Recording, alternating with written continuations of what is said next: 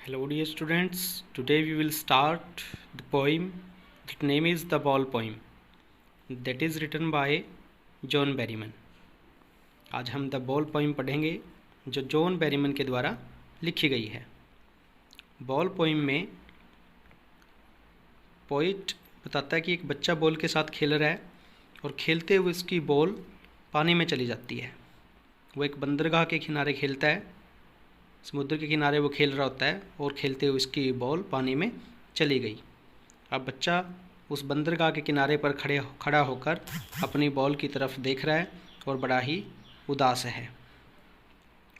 तो पोइट भी ये सारी घटना देख रहा है।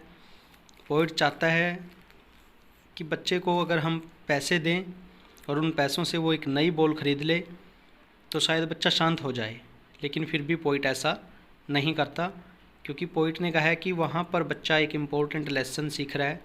और वो इम्पोर्टेंट लेसन क्या है? पोइट ने कहा है इस पोइम में कि profit and loss part and parcel of our life, यानी लाभ और हानि जीवन का हिस्सा है और बच्चा उस समय वो वैल्यूएबल लेसन सीख रहा है।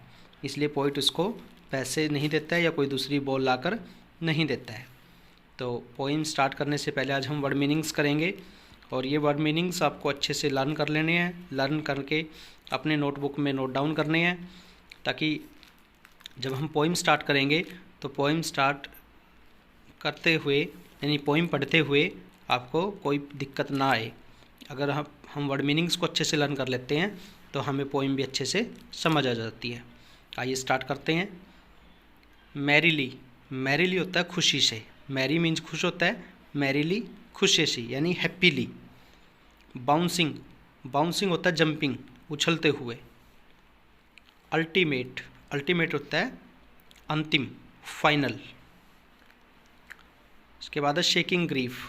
शेकिंग ग्रीफ होता है मन को होने वाला दुख, मन को जो दुख पहुंचता है उसको कहते हैं शेकिंग ग्रीफ। राइजिड, राइजिड होता है स्थिर, ना हिलने वाला।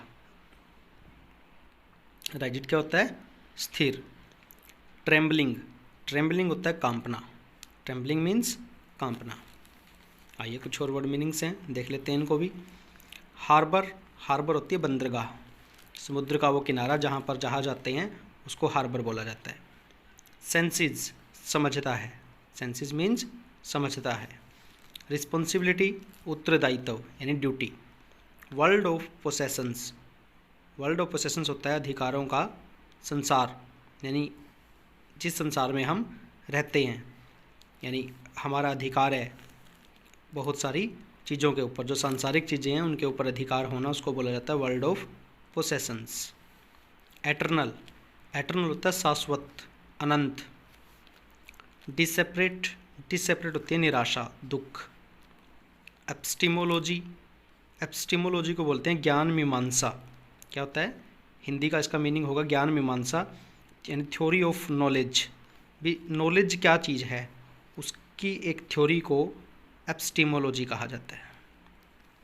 स्टैंड अप, स्टैंड अप का मीनिंग होता है सहन करना। स्टैंड अप क्या होता है? सहन करना। स्टैंड अप मीन्स खड़े होना भी होता है, लेकिन यहाँ पर इस पोएम के स्टैंड अप का मीनिंग है सहन करना। आइए एक बार वर्ड मीनिंग्स को दोबारा देख लेते हैं, रिवाइज कर लेते हैं। मैरीली खुशी से। बाउंसिंग उछलते हुए। अल्टीमेट अंतिम। शेकिंग ग्रीफ मन को होने वाला दुख। राइजिड स्थिर। ट्रेम्बलिंग कांपना।